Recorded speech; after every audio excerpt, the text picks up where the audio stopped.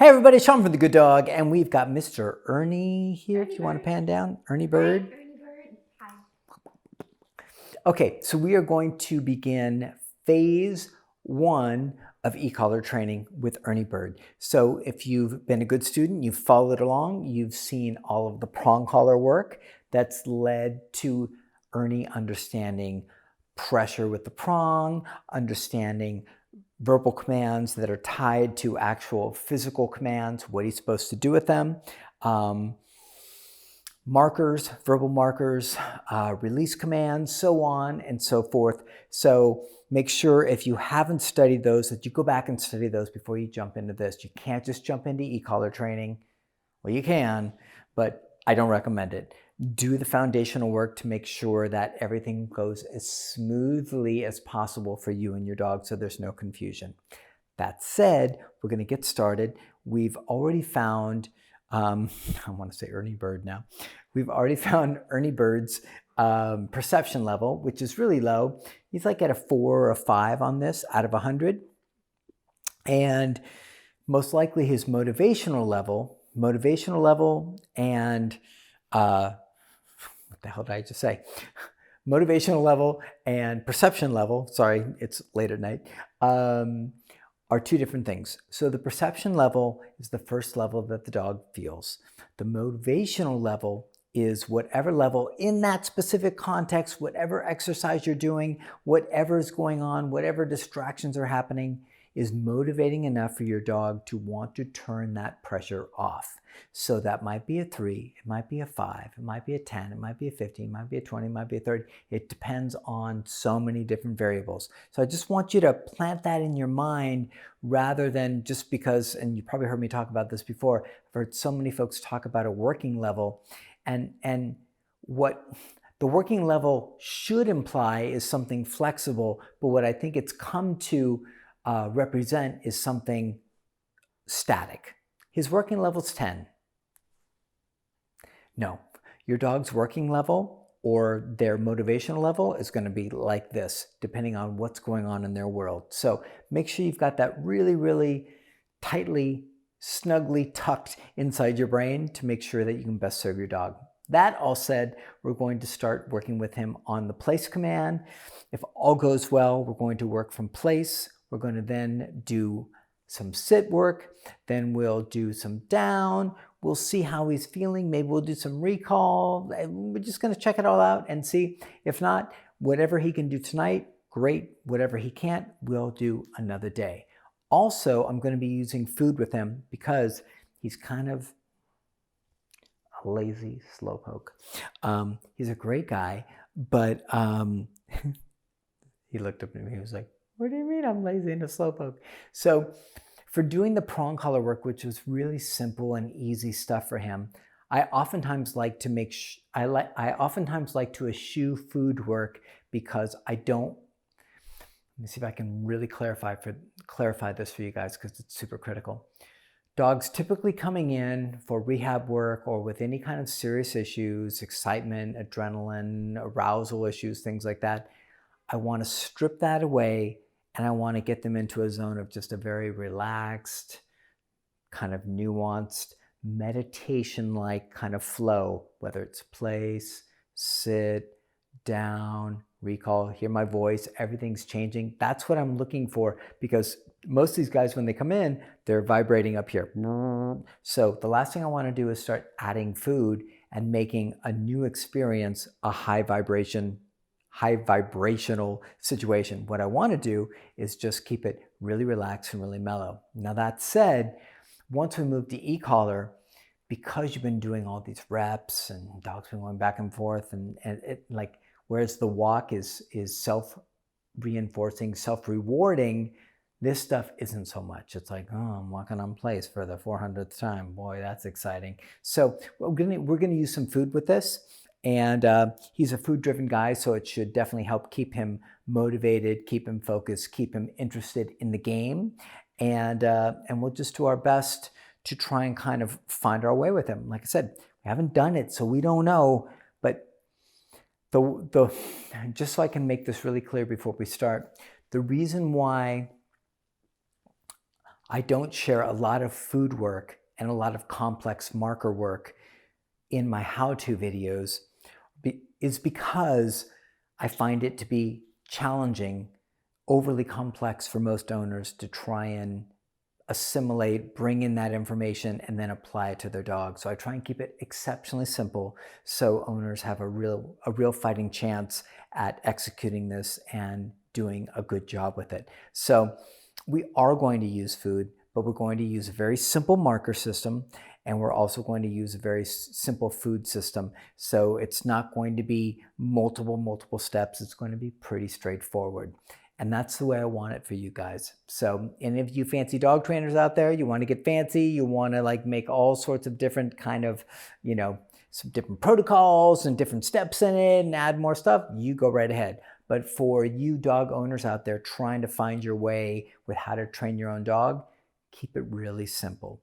And you'll find that your dog will find their way just fine without a multitude of complex dog trainer pleasing steps. So that said, what we're going to do, we're going to start working on place. So we've already done it with prong. We've got a prong collar on him, but we also have an e-collar. The prong collar on him is to ensure that I don't have to use hardly any pressure at all. The goal is to be able to just whisper through the prong, like I've said, and use e-collar as the primary pressure source. So I want the dog to feel the e-collar and go, what do I do with that? And then I want the prong collar to say, hey, do this. That's really what we're looking for. We're looking for the prong collar to whisper what direction, what motion, what movement the dog needs to make. And we're looking for the e-collar to be the pressure source for the dog to go, okay, I want to turn that off, right? So remember, guys, this thing doesn't know anything, right? It doesn't know what the right level is on your dog. And it also doesn't have any directional information. An e-collar doesn't teach your dog any directional information. So that's up to you, which is why we're going to have a nice short leash on this guy so we can help direct him and help ensure that he succeeds. And once again, I'm going to break all the dog trainer rules. And I'm going to say place straight away along with e-collar pressure. When I get to the middle of the mat, just like I did with the prong, I'm going to stop in the middle. I'm going to mark it with good. I'm going to come off the button, and then I'm going to reward him with food. Then I'm going to say, let's go. And we're going to do a bunch of those, and we're going to see how they look. And, right? And we'll go from there. Ernie. So let's check it out. Let's see what we get. So I did a lot of talking, and the reason I did a lot of talking is because it's critical that you guys understand all the foundational aspects of this. Because if I just said, like, go up and do this, if you don't understand what's behind it, it can make this more complicated and more confusing. So my goal, my hope is that I've simplified it by chipping away or removing pieces that I find to be unnecessary pieces of the training protocol. Ernie, you ready, bud? Let's go. Okay, so when I get about a foot away from place, I'm going to press the button. I'm going to simultaneously say place.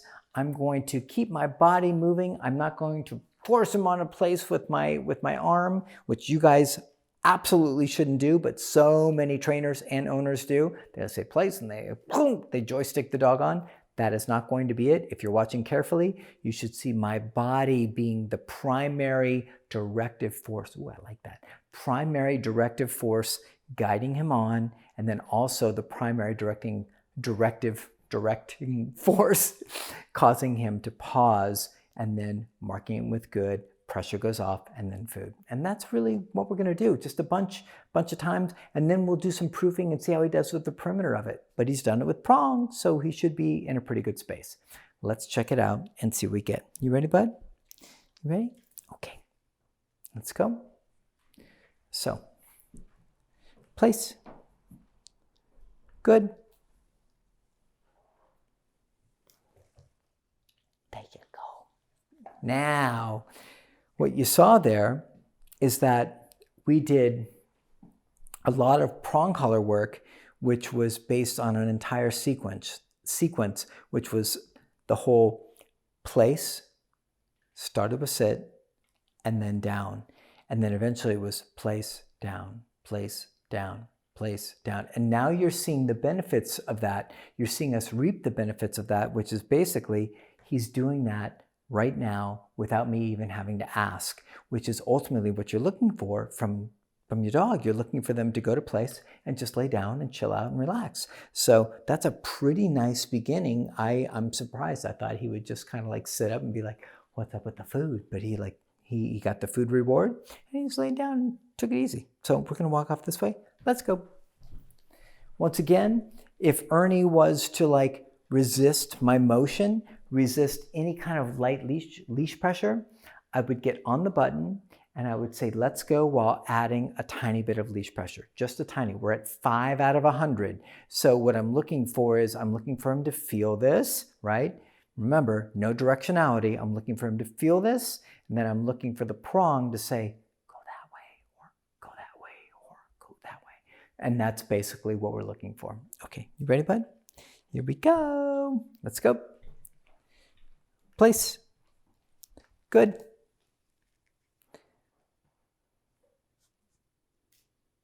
That's a boy. That's a boy. Good. Very nice. Very nice. Yeah, that's great. So for a lot of folks, they might think, wow, he looks really slow and he looks really like laid back and not highly motivated. Yes. Thank fucking God. That's what we're looking for. It's super easy to make these guys crazy and bouncing off the fucking ceiling and getting your dogs to run around like nut jobs. Everybody's so, like, dog trainers are so out of their minds with this stuff. They don't realize it's such a simple observation. Motion, movement, speed, all of this stuff is fucking easy. Excuse my language. But stillness, calmness, relaxation, peace of mind is really fucking hard. So that's why we're focused so much on this. Like, if I take him out in the backyard and I throw a ball around, we're going to have a blast and he's going to go bananas. But right now inside the house, for the stuff that I'm looking for his owner, so he doesn't bite anybody, so he can stay in the home, so he can stay involved around the owners and around guests and things like that, and be calm and cool and collected and make good decisions, this is what we're looking for. You don't see calm, chilled out, and I mean really, not like the people where they're like, I didn't see a sign, it just came out of nowhere. I'm talking about when you see a truly calm, chilled out, relaxed, structured, leadership-rich dog in place like this. You don't see him just like jump up and like go bite somebody, right? There has to be this like tension, loading, and it keeps loading and loading. And then finally you get it, somebody makes a mistake, somebody moves too fast, somebody walks by him, somebody goes to touch him, whatever it is. And then you get a mistake and then he makes a much bigger mistake. So anybody who's concerned about him looking slow and unhappy, I'm sorry, but I don't care about him looking slow or unhappy right now. What I care about is him being relaxed, chilled, and calm. So it's up to interpretation, right? So all the fancy dog trainers out there want to look at this and go like, well, I know how to make a dog like go to place and be like sit and be like this and then down and look super great. It's like, cool. Can you also make sure that they don't bite anybody for ongoing periods, for months leading into years? Can you make sure that the owner can replicate all the fancy stuff that you can do? Not to be a jackass and not to be an asshole about this, but I hear so much stuff about dog trainers wanting dogs to look fucking peppy, uber excited, right? Like right on edge like this. No, that's not how you get safe dogs. We're interested in safe dogs that can be part of the family, that owners can enjoy with the least amount of stress, and the dogs can still be fulfilled. So that's what I have to say about that. Didn't know that was coming on. Ready, bud? You ready? So I can give him a little piece of food. Check it out. You ready? Let's go. Come on. Let's go, Ernie. Come on, bud. Little directional thing. What's that? Oh, God. It's not steak, but it's something good. Okay. So get the leash nice and short, but loose. Yeah, okay. We're still at 5. Let's go. Come on, bud. Place. Good.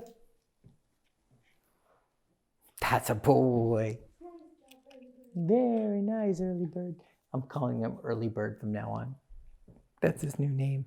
So now that he's done that multiple times, and I'm super impressed, I can't say it enough, and it sounds like I'm just kind of beating a dead horse about this, but like all of the prong work prior, if you guys skip that, you don't get this.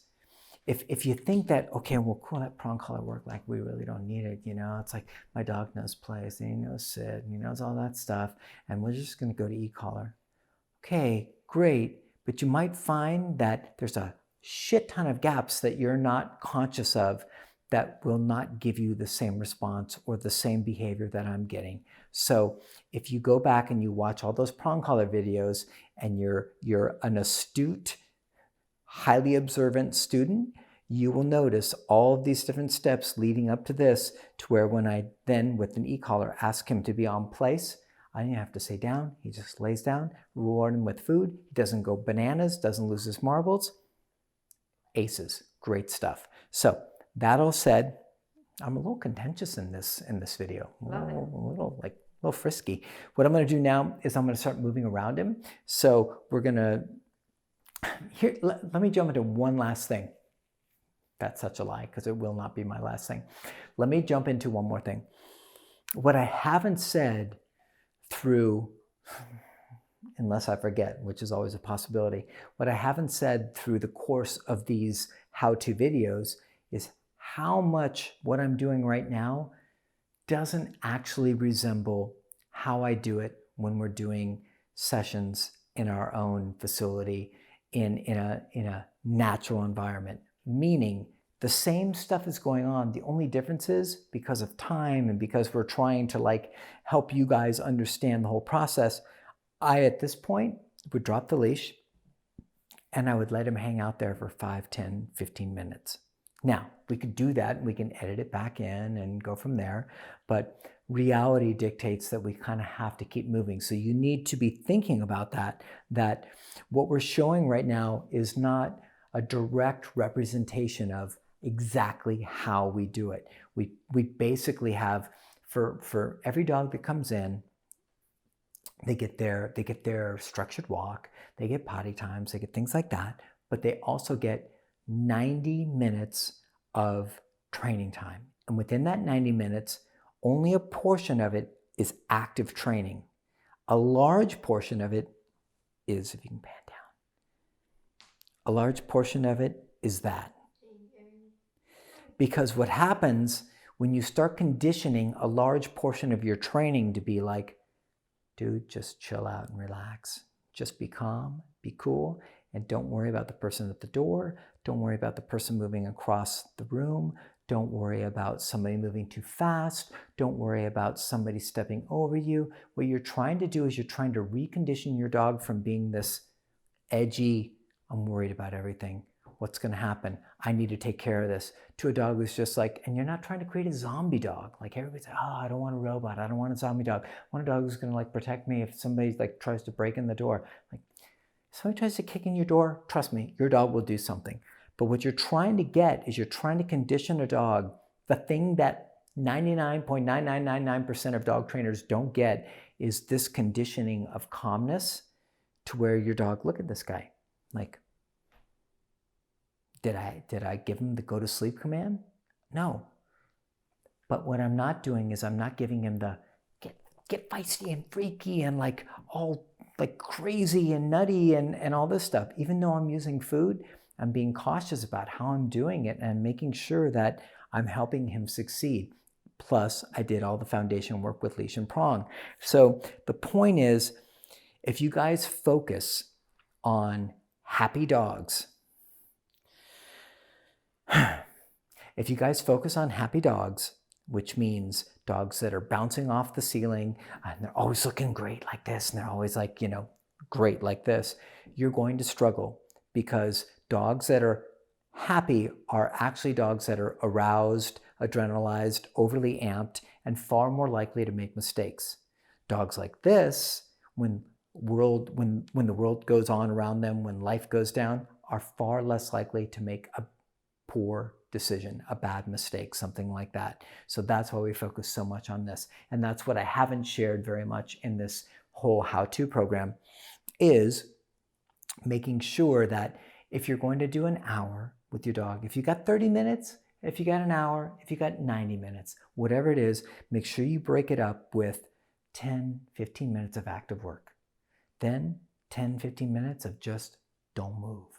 Move around the house, knock on the doors, grab your keys, do things, go to the fridge, shake a treat bag, something like that. Then come back, do some more active work.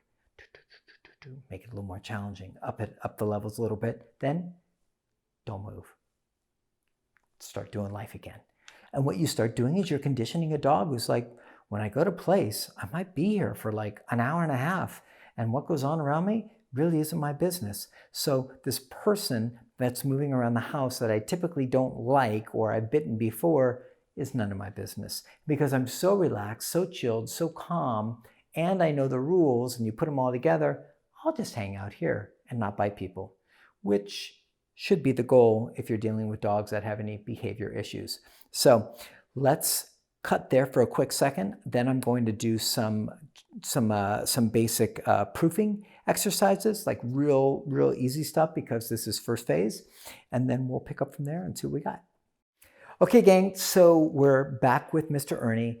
We're doing just basic place command. Like I said, he already knows the sequence of place to down, place to down, place to down. So we're way ahead of the game.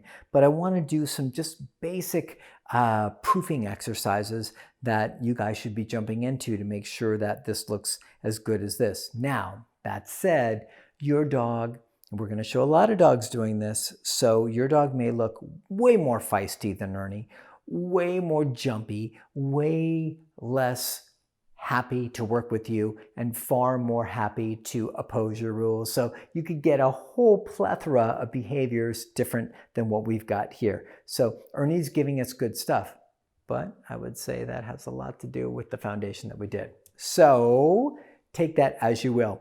Anyways, right now, I'm just going to move around him. If he moves, nope.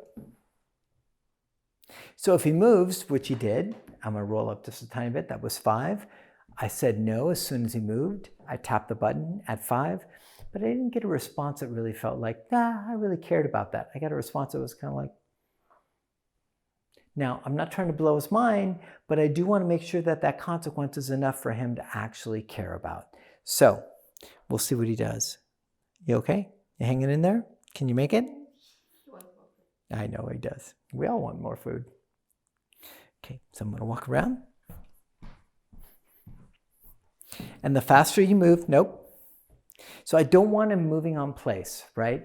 Now, we could be more chill, more relaxed about this and say, well, because a lot of folks have different rules about place. And they could say, or you could say, as long as he's on place, I'm cool with it. He can stand up, spin around, do, what is that, like b-boy stuff? What is that called, where you're on your back and you spin like that? It's going way back.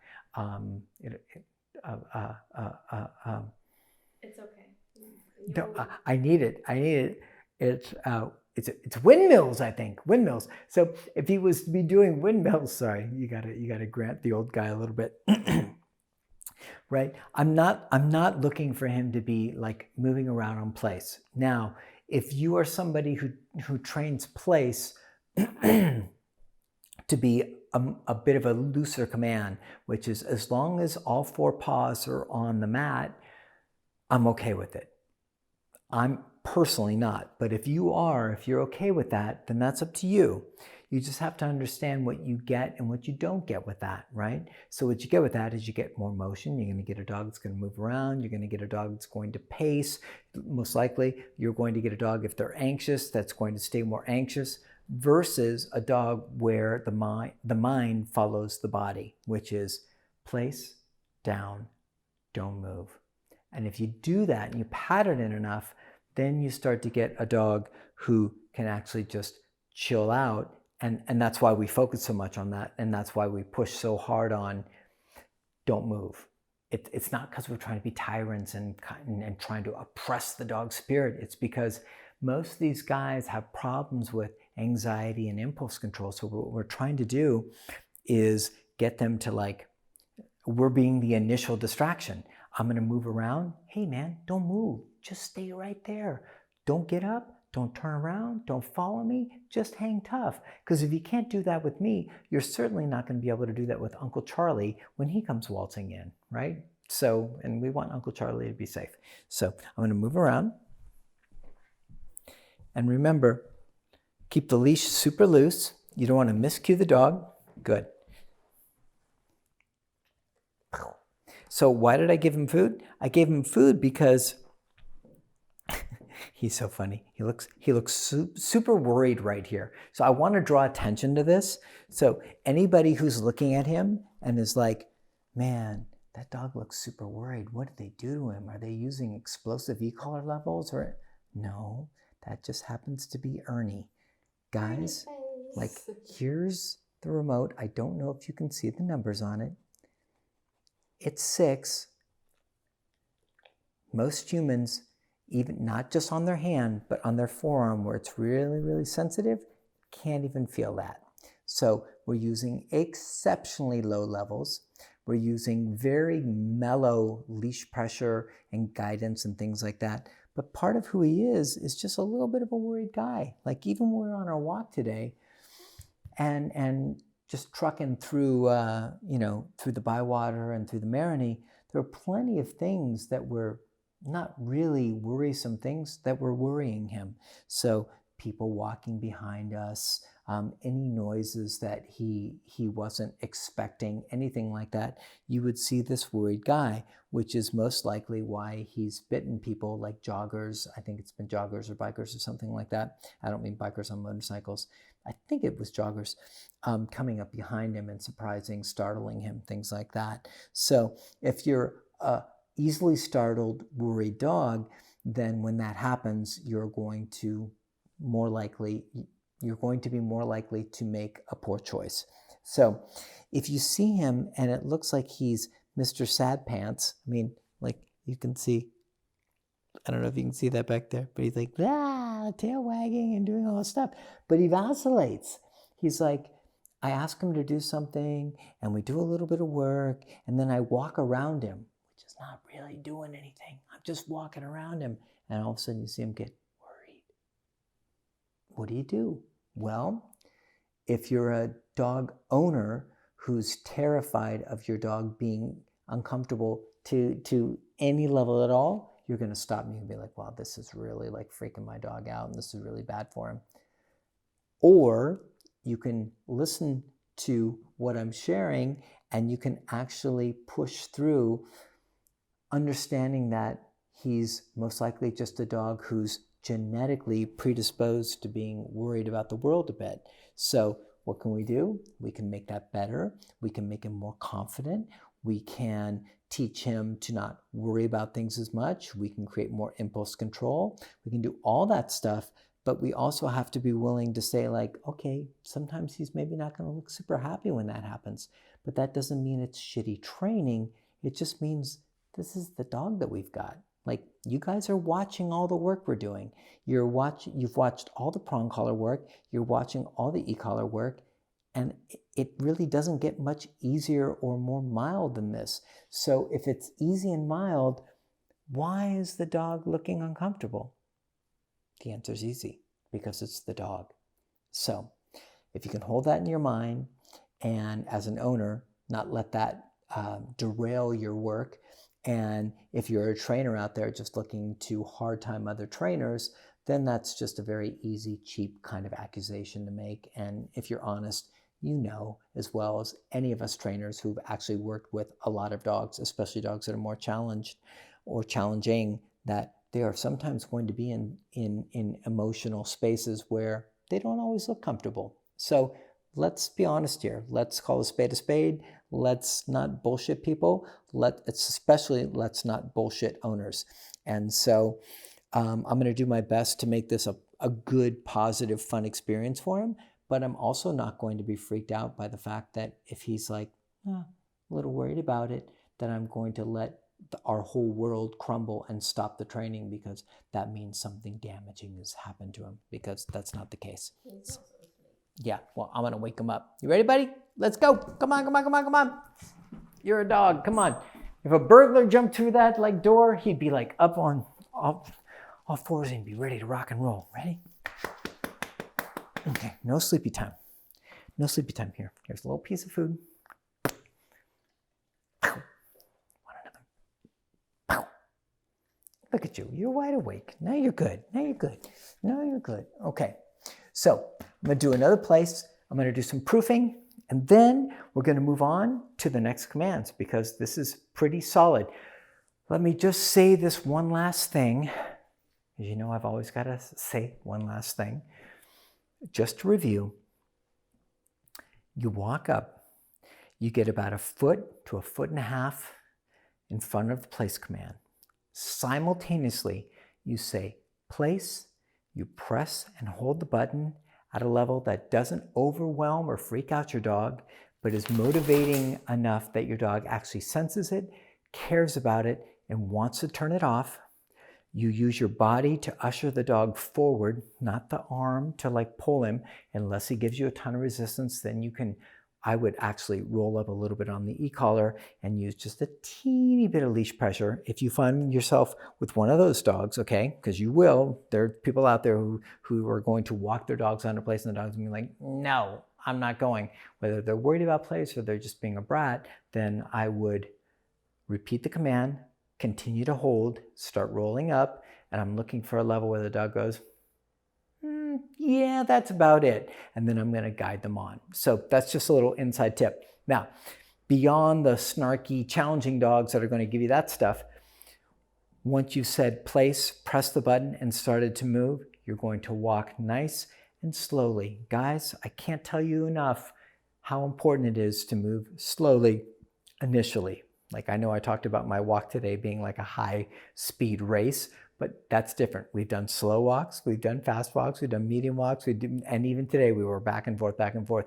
But with this stuff, calm the dog down, get him into a meditational state with, like, you guys don't realize what I'm doing. What I'm doing is just being like, when I'm working with him, I'm slow, I'm calm, my voice is relaxed.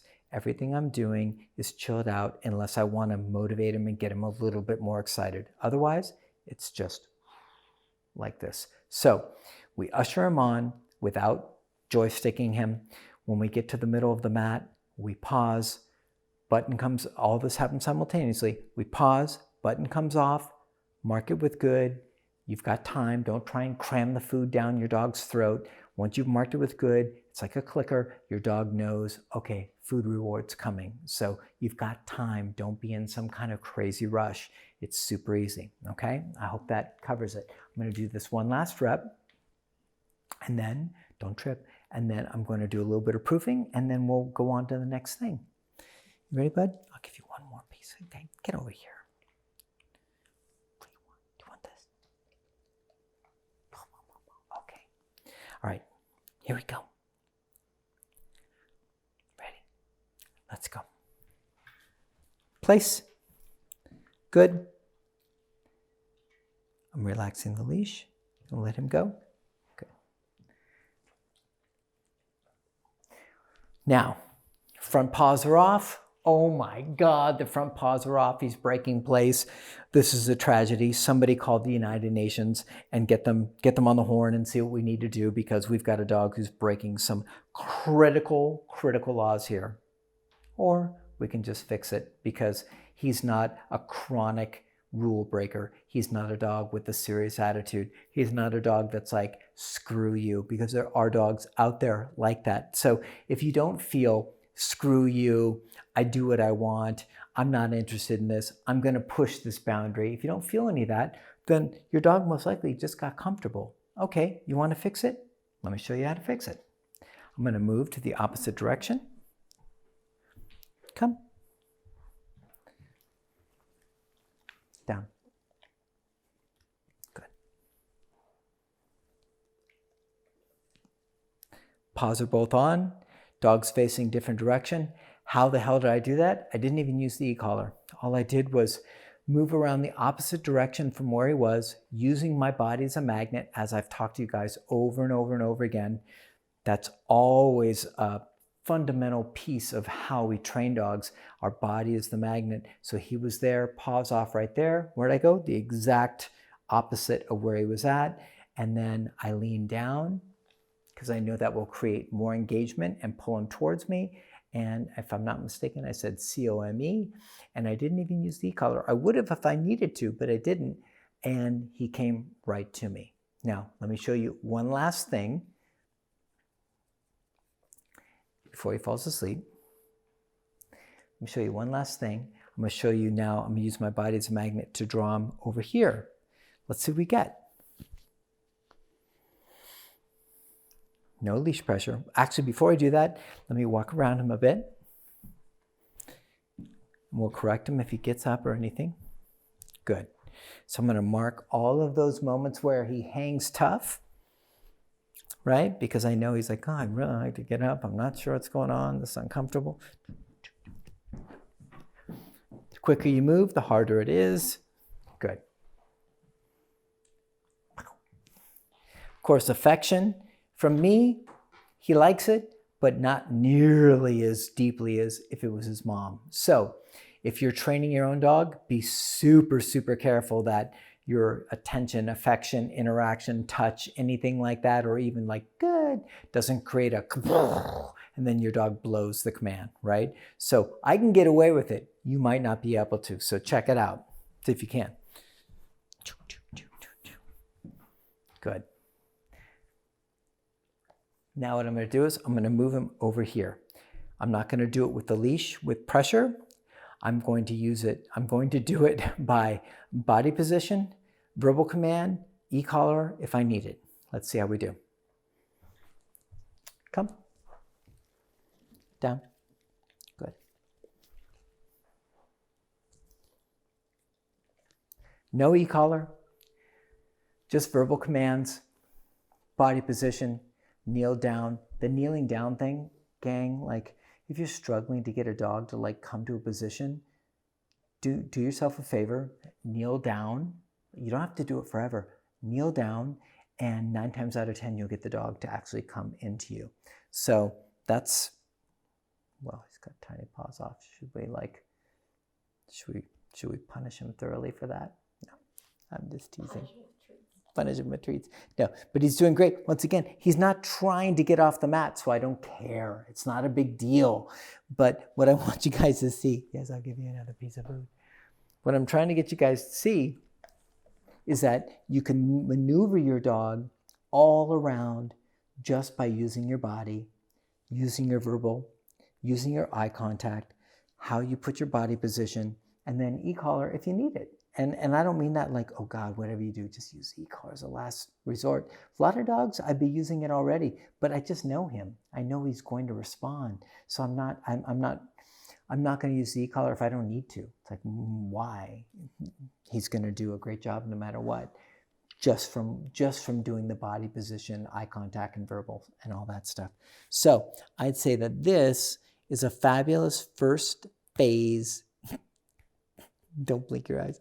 Fabulous first phase of e-collar place. And I hope you guys all get how that works. I tried to be pretty detailed in how it works, how it looks, what the mechanics are, what to watch out for. And yeah, hopefully it helps. For God's sakes, I gave you a whole bunch. And now we'll be moving on to the next command. So stay tuned and let's see what we got for you guys. All right? Thanks, bud. Don't fall asleep.